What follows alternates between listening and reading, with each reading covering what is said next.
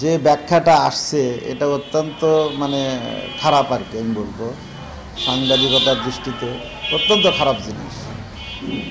মহাসচিব উনি আমার অত্যন্ত শ্রদ্ধাভাজন ব্যক্তি, শ্রদ্ধেয় ব্যক্তি, আমরা ওনাকে শ্রদ্ধা করি।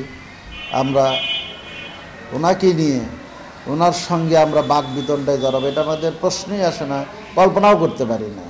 এইখানে লিফটের পাশে আমাদের সাংগঠনিক বিষয় নিয়ে একজনের সঙ্গে আমার কথা কাটাকাটি হচ্ছিল।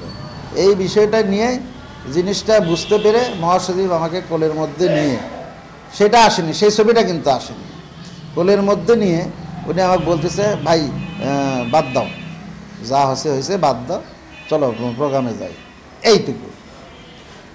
তো এটাকে যদি বাক বিতণ্ডা হয় তাহলে তো ভাই খুব খারাপ কথা। ওনার সঙ্গে আমরা তো প্রোগ্রাম করলাম, আপনারা দেখছেন তো, অনুষ্ঠানটা দেখছেন না? ওইখান থেকে গিয়েই তো আমরা সোজা গেলাম, আমি ওনার পাশে বসে থেকে ওনাকে অ্যাড্রেসিং করে আমি তো ইয়েও করলাম, পরিচালনাও করলাম আমি, তাই না? আপনার কি মনে হয়েছে যে আমাদের সাথে তাৎক্ষণিক এই যে 1 মিনিট আগে কি কারোর সাথে আমাদের ঝগড়া বিতণ্ডা হয়েছে? এমনকি কারো চেহারা দেখে বুঝতে পারছেন?